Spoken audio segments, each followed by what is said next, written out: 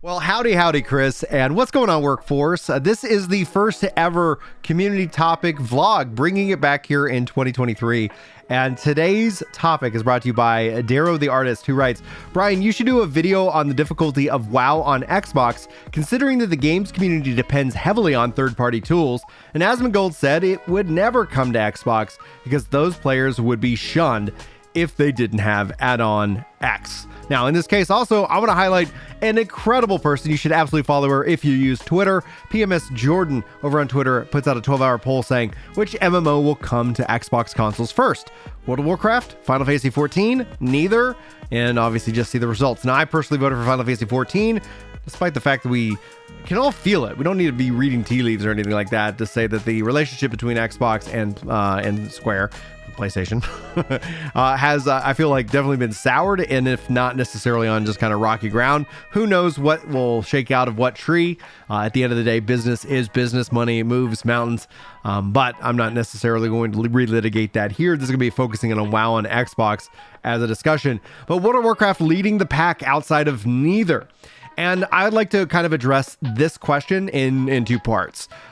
First, what I think would be the easiest road to actually making it happen. And then second, my thoughts as a software engineer and how I would do it. What I would do in this case if I was Blizzard or Activision, Xbox Blizzard, however that gets designated. It's still going to be Blizzard, but how I would manage that, how I would use that. So first things first, let's talk about how I would just bring it onto Xbox without anything. In fact, regardless of what Asmongold thinks, regardless of what anybody thinks, it's actually a simple problem to solve. And that's using the latest technology, cloud streaming. It's an always online game. You could toss this up on a GeForce Now server, enable add-ons on that GeForce Now server, and you could have that WoW experience on an Xbox. In fact, you can, like, assuming that because of this deal, when it officially closes, Xbox is going to be bringing all these games to the GeForce Now platform. That's been announced. They've already been doing it. They've announced that Game Pass PC is going to be supported by GeForce Now. And so I think that's going to be a real big thing. Add WoW into that mix, and then all of a sudden you have WoW on consoles, and you could have that tomorrow if that's what they wanted to do, because you're not recoding the game, you're not recoding the add-ons. It literally is the game running on a PC in the cloud. Now, you could, take some time and actually make your own cloud version of it where certain things maybe are offloaded into that. And so there's a lot of different ways that you could approach this using the technology of the time without having to refactor, which would be the term that we would use in this case, the existing game, which I'll call WoW 2, and WoW 1 being the classic WoW, to be able to bring it to consoles. So the probability is high. The possibility, it's a toss-up. Is there enough demand to make that effort worthwhile? And that would be a question to you guys and to you, Chris. Do you think that demand, do you think there'd be more players who'd be willing to kind of kick back, relax on a console and play it? And the reason why I fall into the yes category, I haven't given you time to answer. I apologize. You can pause the video. You can leave your comment below and we can see where we're different. Where I fall in the yes category that would be worth it is that look at every MMO that has been coming out since, Final Fantasy 14 on PlayStation, Throne of Liberty on console, on all consoles with crossplay, Blue Protocol, same thing. So as they continue to develop these games, especially these main big, what they're trying to have that mass market appeal, I think console has to be a part of the strategy, but I don't think it needs to be something that you don't take advantage of the technologies at the time and really try to make it sing, especially in an always online MMO, because you're always going to be needing internet to play it regardless. And then the question ends up becoming, do you have the quality internet to do so? And obviously that means not everybody could take part in it. And that's why I want to shift into part 2 of this video, in which that how would I go about doing this in a native kind of support way, because we know that Throne of Liberty, hell, even I think Chrono Odyssey and stuff like this, all of them are planning to support consoles.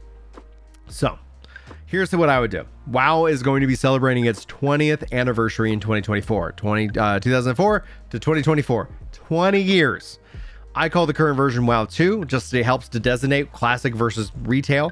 I don't really prefer those two terms. I'd rather say 1 and 2, but I get it. It's a common denominator of language. But that's just how I think about it, because what I would do is I would say, let's launch WoW 3. what is the next phase of WoW? Now, this doesn't mean that all the existing content, all the existing systems and games would flow into WoW 3. Not at all.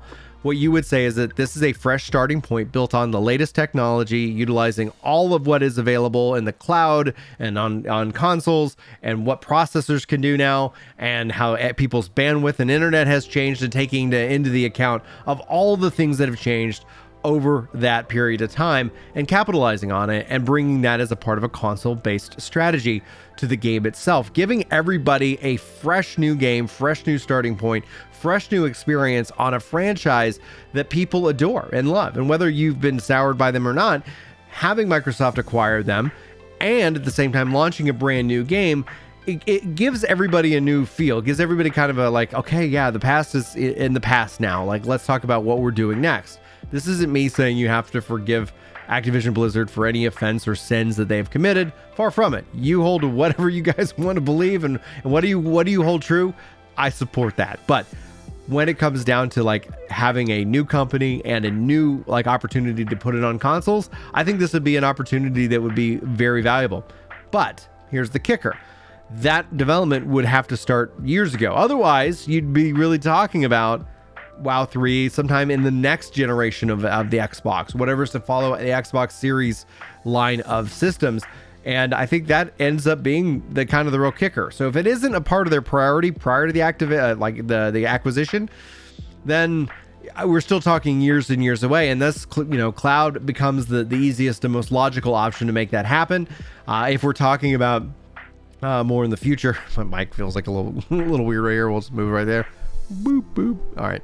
If we're talking about down the road in the future, I think that's going to be the better opportunity for the next 20 plus years of their MMORPG. And that's just kind of where I fall. Chris, I'd love to hear your thoughts, especially as the resident WoW guy, especially as somebody who's add-ons, because add-ons are a part of the culture. They are part of that system and that experience. Whereas in somebody like me who, doesn't use add-ons, has a different experience, or like has to be coached in on how to do these things. And all of that goes against kind of what consoles in a way try to package themselves to be, like a very, user, like an affordable price point for a very consistent and, fun experience, even though it isn't the highest level and you don't have that level of customization and tinkering that you would get in a PC environment.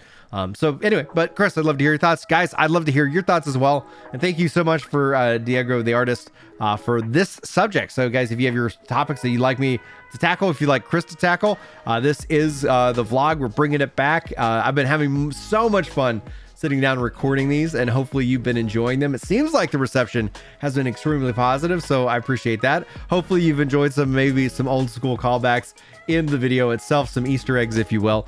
And I'm looking forward to making some more. We will be with you guys this Thursday for the podcast.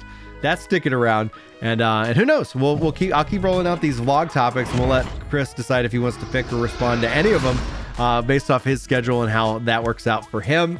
And as we barrel towards our 8th anniversary here on YouTube. Thanks guys for being here. Thanks for letting me talk with you guys a little bit today about this subject. I look forward to hearing your thoughts, and hopefully I'll see you in the next video. But until then, take care.